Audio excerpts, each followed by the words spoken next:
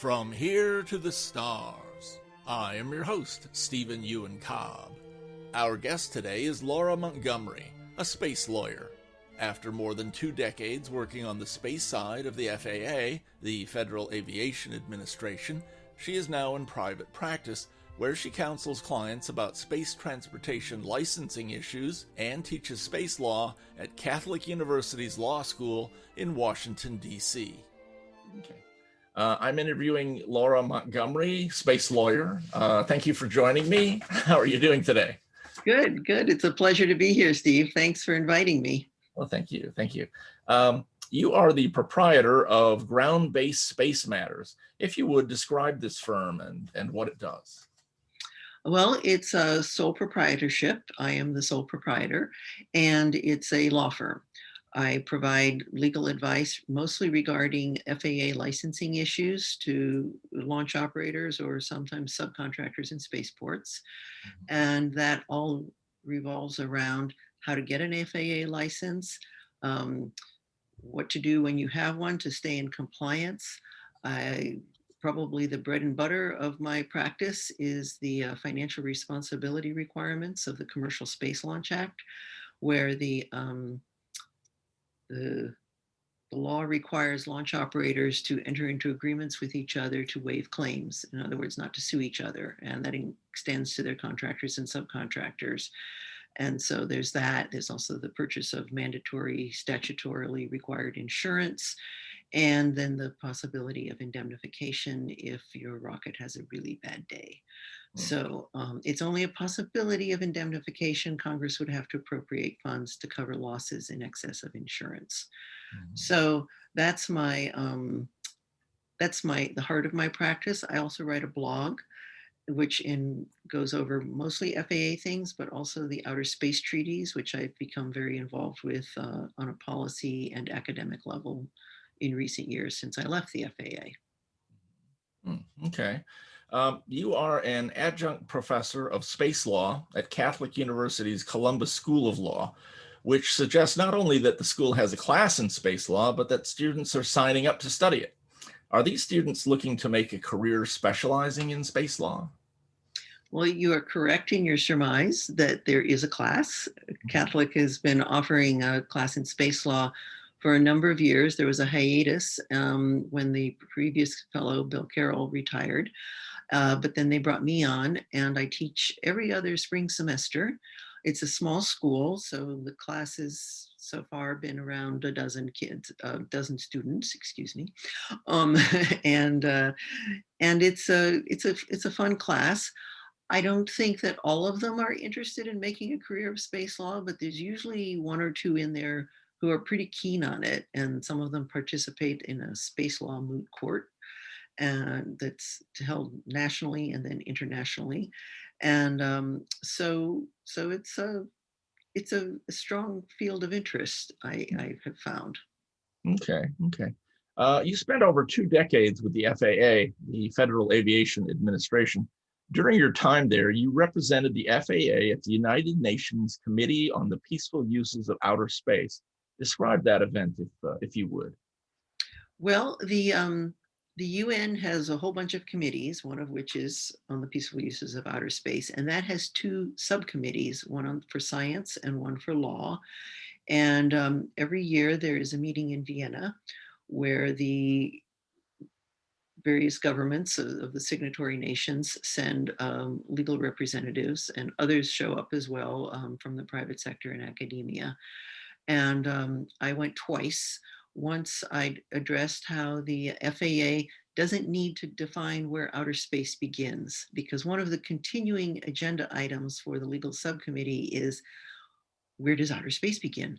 And we're like, well, we're able to license rockets and reentry vehicles and nothing on orbit, because no jurisdiction there, without figuring out where outer space begins. We figure out if you are a launch vehicle or a reentry vehicle, then we know you need a license. And it doesn't matter how high you go, but whether you have a rocket or not.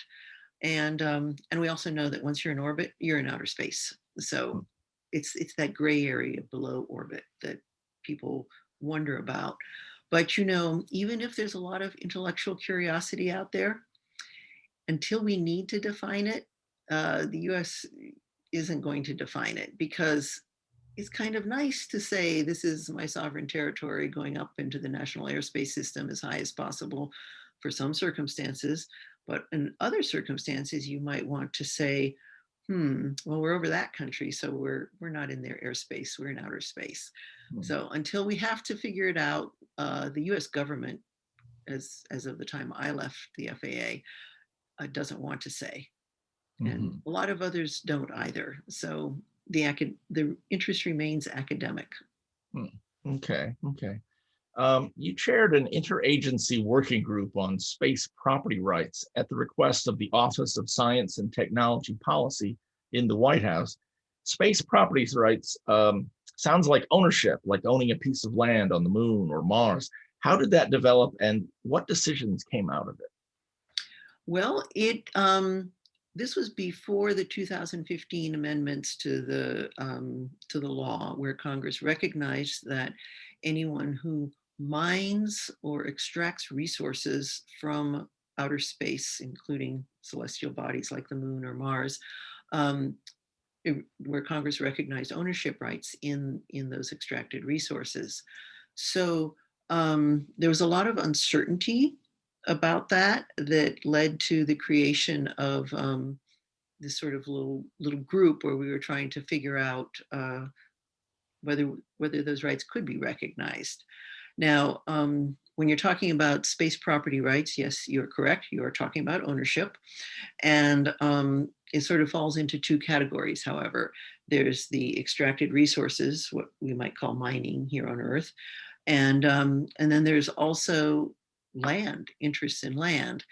And the group got together and we wound up agreeing to disagree at the end of the exercise, because there was a whole lot of controversy about how to interpret the treaties. And personally, I'm in favor of recognizing property rights, both in extracted resources and in land, for the private sector. I think that is allowed under the outer space treaties, and certainly under, American law. It is a doable thing. We all, lots of us have homes on land and we own them, and it's, I think, a good policy to pursue. When people can own land, that incentivizes them to be productive with it, and they have certainty about its value and what they can do down the road. So you can also leverage it. You can put it up as collateral and use it to be even more productive by getting a loan from a bank. So having recognizing that the private sector can have interests in land is probably a very good incentive for further development and exploration and movement out into space. I'm a space settlement proponent, so I think this is one of the very necessary legs in the stool to get there, so Hmm. that we can eventually have a spacefaring civilization. Hmm. Okay, okay. Excuse me. Let's see. You testified recently before Congress. If you would tell me a little bit about how that went and what came of it. Well, that was very interesting. There was around the 50th anniversary of the Outer Space Treaty, there was a move to look at whether we needed to revisit it. Also, in about 2015, 2016, there were attempts made to pass a law saying that everything that any US citizen did in outer space would be regulated, and that was required by the Outer Space Treaty. Mhm. And when I left the FAA, I got invited to testify to the space subcommittees of both the House and Senate on this latter question. And I said, no, you do not need to regulate everything in space. Article 6 of the Outer Space Treaty requires the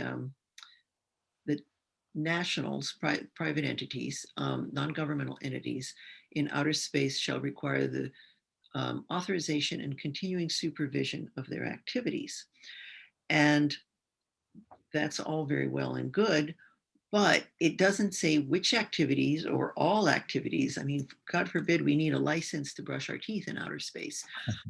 And, those of us who are parents know that soccer is an activity and playing the piano is an activity, and there's so many human activities that Mhm. we do not need to jump into a law that says regulate all of them. I mean, if we were going to do that, I think we should first, federalize Connecticut. It's a small state, and if we were going to practice regulating everything a human does, we should start with a small state, not outer space. So I spoke against that, and then the other half of it is that under American law, even if you have a fully ratified treaty, which the Outer Space Treaty it meets every test for being a real treaty.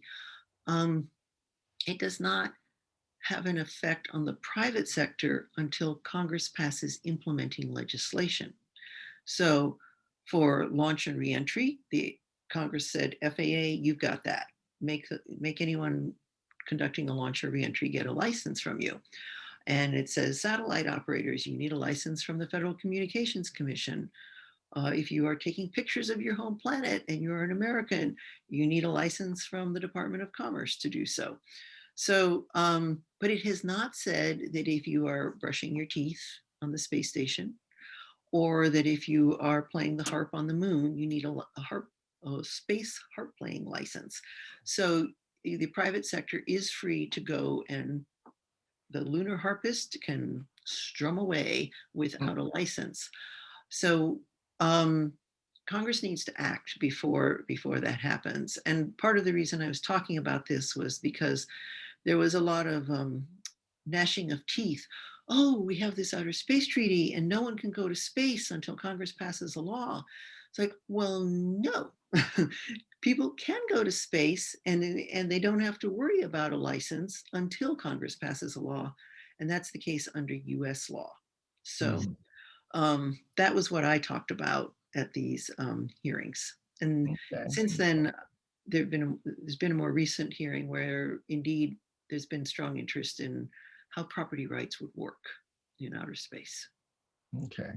Um, you've been concerned with space law for some time now, a number of decades. How has it changed since you first got into it?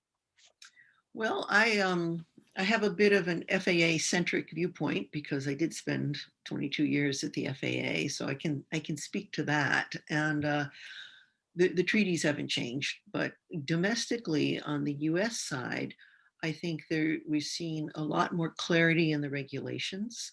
When I started at the FAA in the mid 90s, we didn't have a lot of our regulations in the Code of Federal Regulations, so it was sort of unclear what they were. And so we went and, borrowed a lot of safety requirements from the US Air Force.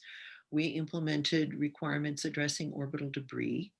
We were very proud. We were the first regulatory agency to do so, but the FCC and NOAA also followed suit. And so debris is one of the places where we've seen a real sea change because there weren't any regulations and now there are. So they're all addressed to mitigation rather than remediation, but they're on the books now. And I know the FAA is planning something that may be coming out this year for further Okay. requirements for debris mitigation. Okay. Okay. Um, I'm well versed in space, but I am not well versed in law. And Okay. so this is a, a very amateur question, but what's the difference between a law and a regulation? Well, that is a very clever question, Steve. I feel kind of dumb asking it. Well, okay. So it's hard to tell the difference. They're both mandatory. They're both enforceable by fines or prison in some cases. Not the FAA's. They're civil. They're not criminal laws. But as a technical legal matter, Congress passes laws. The Constitution gave Congress the power to enact legislation. The executive branch is supposed to carry those laws out. However, over the course of the history of the United States, Congress has delegated much of its legislative authority to the executive branch. And Congress has delegated much of its authority to its legislative authority to the executive branch. And the executive branch turns around and writes more detailed requirements. So Congress says, FAA, go issue launch licenses consistent with public health and safety, safety of property, and other things. And the FAA says, okay, you could achieve safety in a lot of different ways. The aviation side of the FAA issues regulations addressing aviation safety by requiring high degrees of reliability. Expendable launch vehicles, the pointy end up rocket that takes a satellite to space, does not have the same level of reliability that you and I expect when we get on an airplane. It's just not there. It's not terrible, but it's, you know, it's in the high 90 percentile, but we want better than that for air travel. Especially if you fly a lot. Yes, especially if you fly a lot. So the FAA's approach to safety for expendable launch vehicles is what the Air Force has been employing for decades, which is that we blow them up if they go off course. Yes, indeed we do. And these are heavily fueled vehicles with high effective casualty areas, which if they landed on land without being first destroyed, could kill a lot of people. So that would be very bad, and we're against it. So the regulations that the FAA has, and that I worked on extensively in the early part of my career, are all about how making sure that the destruct system works.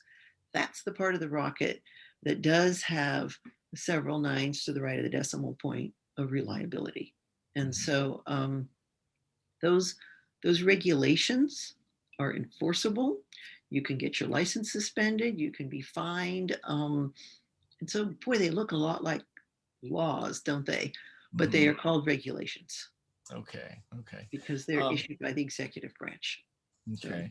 It makes perfect sense to me that the FAA would be involved, or the primary regulator for space, because all flights originate currently from the Earth, and they all, if they return, they're going to return to the Earth.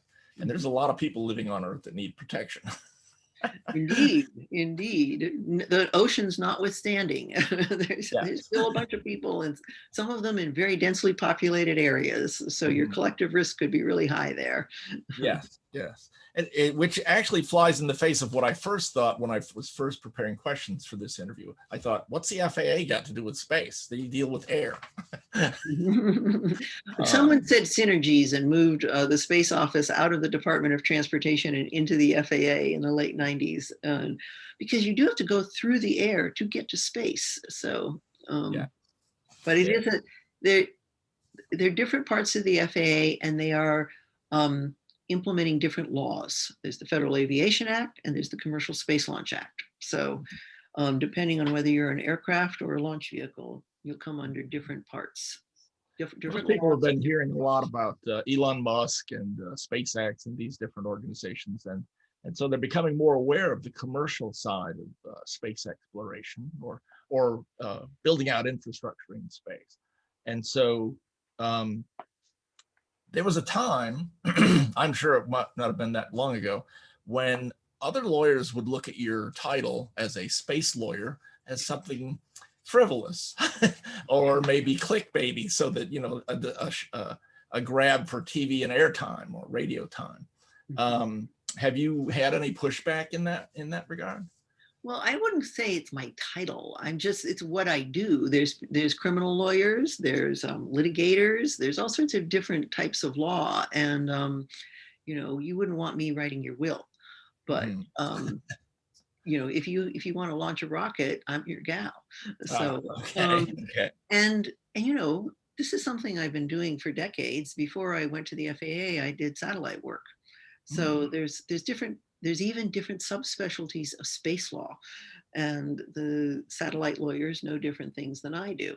And it's a real thing, and people know about it more and more, especially as private space activity becomes more both prevalent and prominent and known about in the news. So people know that there is private space activity, and you know, where there's private activity, there's going to be lawyers.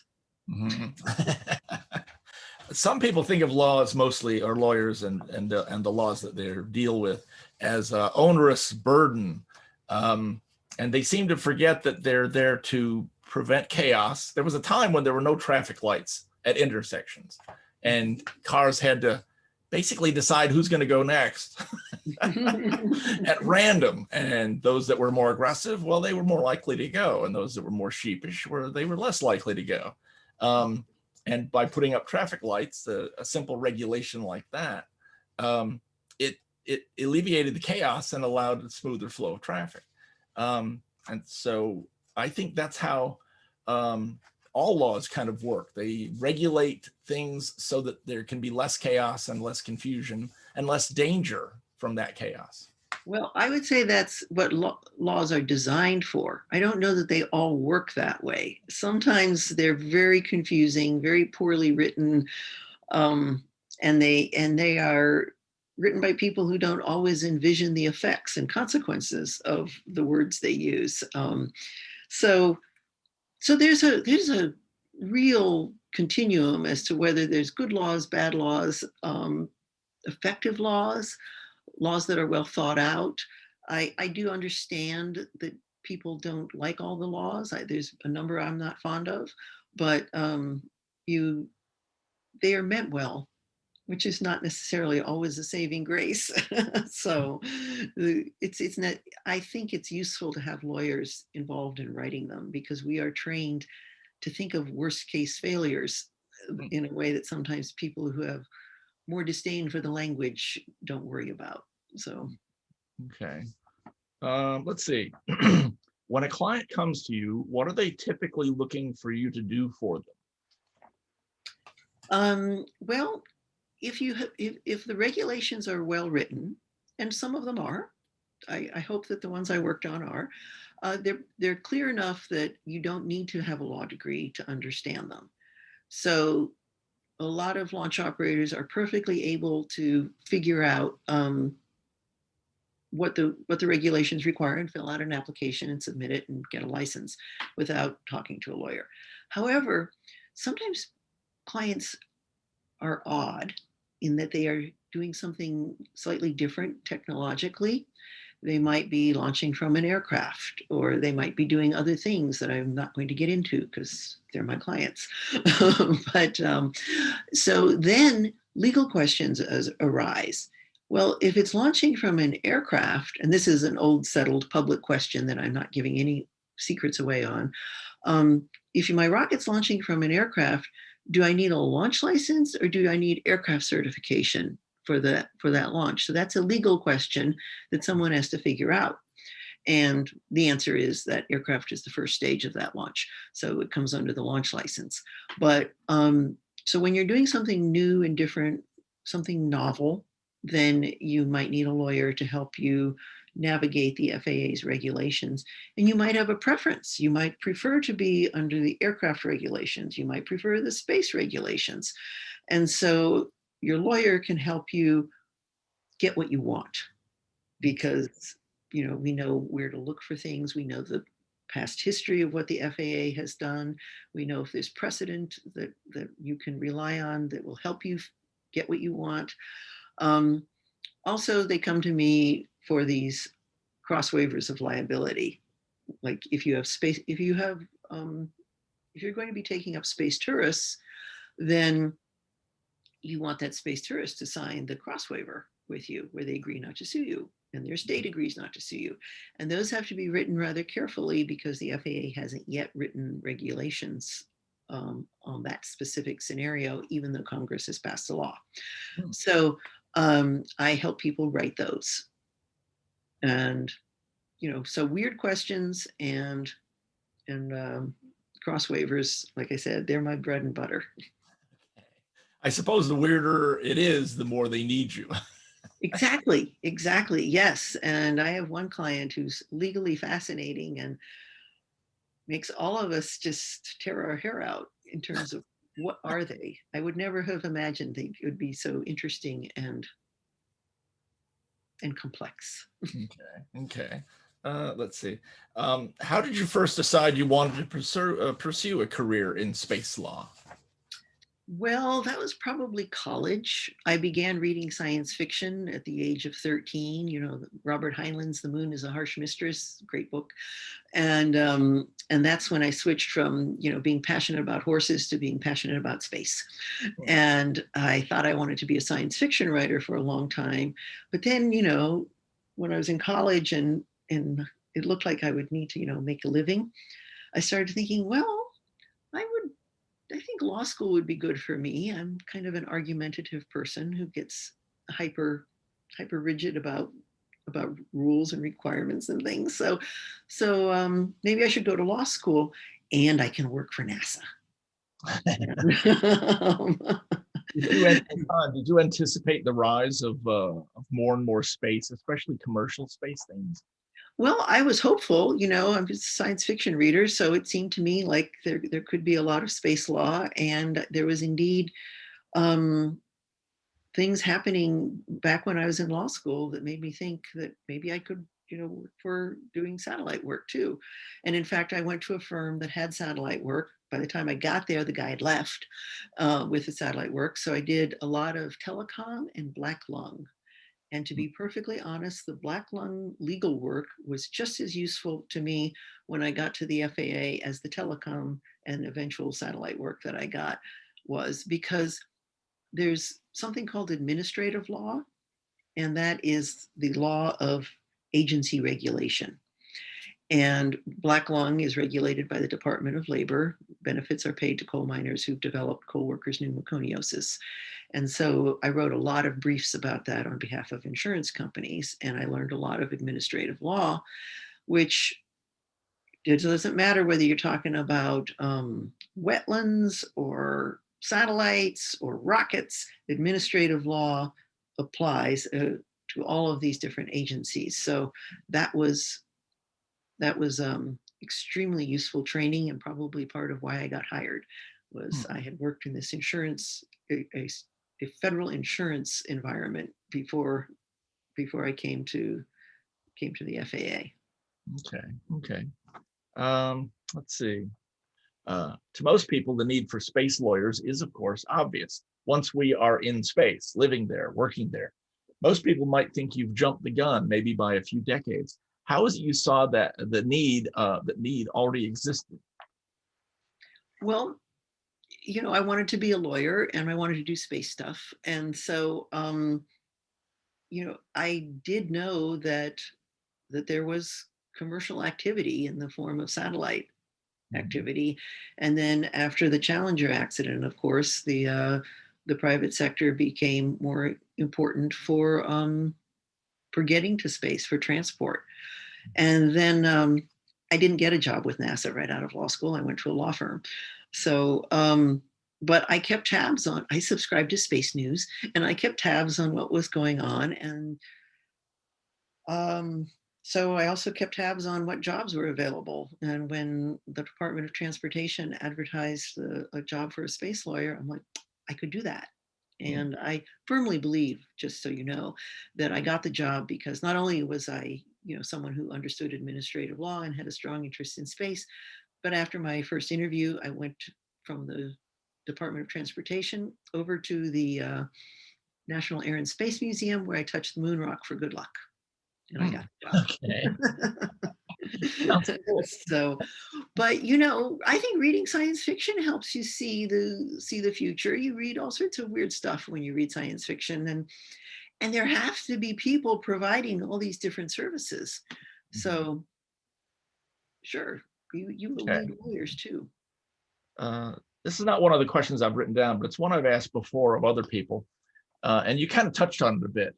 And the question is, what part do you believe that inspiration plays in innovation, not just with space, but other things as well? You mentioned it as sort of a not a guiding stone, but something that inspired you to get into space law.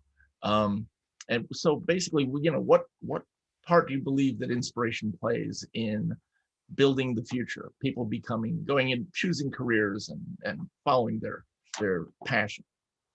I think it plays a huge part. I know that the source of my inspiration was reading, Robert Heinlein's books that were so many of them set in space and, on the moon, other planets. I'm always intrigued by the people who are really keen on space without having read science fiction or watched a lot of science fiction, but they just love space for its own sake. And I think they have the true explorer's heart, because it's like, well, we've got this planet under our belts, let's go find another one. And I think that's pretty cool. And they want to go over the next hill. I'm a little, especially at my age, I'm a little more, stay at home type of person, but I would like to go to the moon, for a tourist visit. So, but I don't want to be the first settler myself personally, but I do want other people to get to be. I think it would be really cool if we became a spacefaring civilization. And I think that given how, space is perpetually an industry at the crossroads, we need to keep pushing and we need to keep being inspired. One of the things I worry about that I think is a drawback of science fiction is that when you watch the movies and television shows, they make it all look so easy. Yes, we're just going to be, in one solar system one day and then the other one the next, maybe in hours. It's so much harder than that. And then when you start working in that sector, you realize how very much harder it is and how far we have to go. So I would say, science fiction can inspire, but it can also make you complacent when really there's a lot of work to be done. Okay. Let's see. I understand you also write science fiction. Which of your novels sells the best, and which one are you most proud of, and why are you proud of that particular novel? Well, my best-selling novel is called Sleeping Duty, and it is the first book in my Waking Late trilogy. It's a space marine is trapped on a lost colony world where they keep a certain number of the original settlers in cold sleep to wake them up every 50 years so they don't forget about Earth and they can share information. And our hero is very upset because he wants his wife wakened up too. And so the whole story goes from there. And I think that one, it has a good title. It's a pun on Sleeping Duty. And also, it has a picture of a space marine in a powered armor suit carrying a big broadsword on the cover. So I think that's why it's the bestseller.